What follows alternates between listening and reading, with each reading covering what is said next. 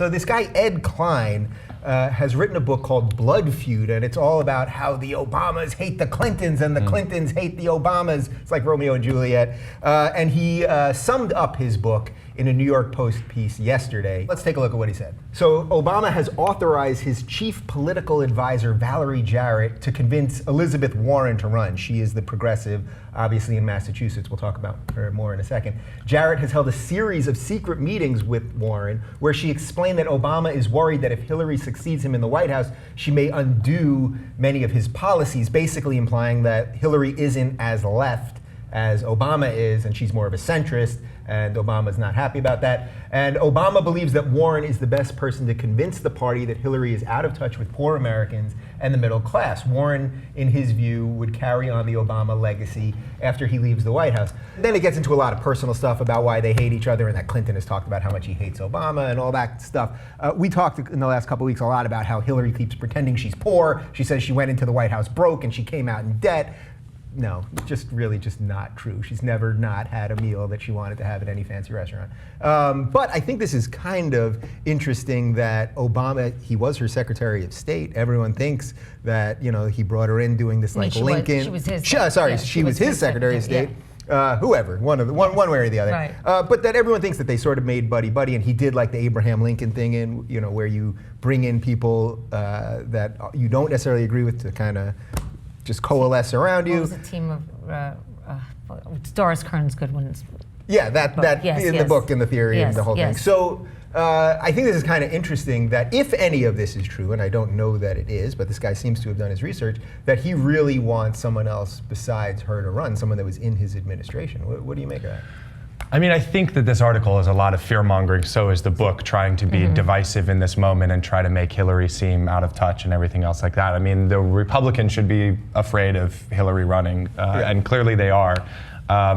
You know, I like Elizabeth Warren a lot, and so for me, the thought of her running for president is very exciting. We've had a Clinton and a Bush in the White House for a very, very long time, so to get a little bit of fresh perspective is exciting to me. But I think that this book is sort of a lot of fear that we're putting out there. So I agree, and I don't want to focus on the book, it just sort of, because this guy, we don't know if a lot of this is true, but the general idea of that Elizabeth Warren would be much better if we really want change in this country, and the banks. I mean, Hillary's taken a ton from Goldman Sachs. She just took $400,000 for 2 speeches. Like, shouldn't we all want someone like Elizabeth Warren? Is, you know, with politics, you don't always get the person that you want or the best person in office, because you really have to be concerned with who's electable. Right.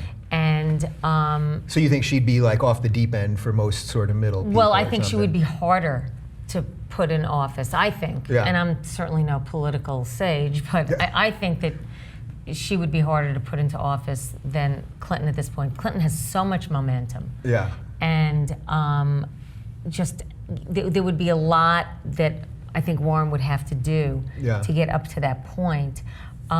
But I like her. I really do like her a lot. Do you think Hillary risks her momentums a little too early? I mean, this election is still almost 2 years away. You know. But it's an important time right now. I mean, I think that you're absolutely right. Like Warren would have a very hard time getting elected, and Clinton's the shoo-in. Now, for me, Obama has to also see all that. We're talking about his legacy here. So. And also, is this stuff really true what this guy said? Well, that's all these. The New York Post to me. I mean, you know, I see the name New York Post and I just go, ugh. You know, and that's not fair. That's not fair of me. You like how in the first 2 stories we've done, I linked you to Breitbart.com and the New York Post. I know. I mean, like, come on. I'm trying to keep things. Sources. Yeah, I'm trying to get sources that maybe we don't agree with a little bit. But I think it's interesting to think about Warren in this case, and to also think about Hillary. And in this moment, it's important that we, I think that my party at least rallies around somebody who we think can really bring about the most change for this country. I don't even say change again, but you know, we're at a critical, we're at like this critical junction with the environment and with immigration now, and certainly with the Supreme Court, and the Supreme Court is going to hang in the balance with whoever is elected next. So this is like a critical moment.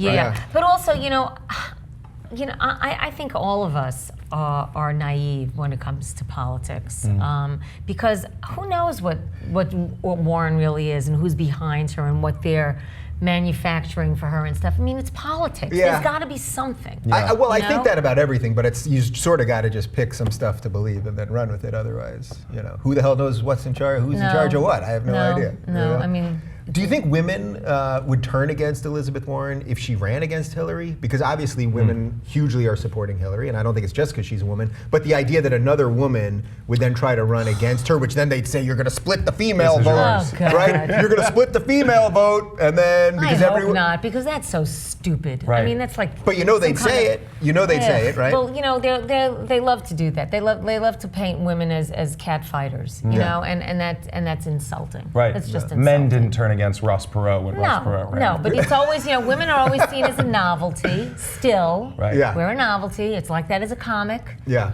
When you're on a show, well, you can't have two women on a show. Yeah, we just had a Why woman, not? and she said you have two everything. men on the show. Yeah, but it's different. But it's an unfair highlight. Yeah.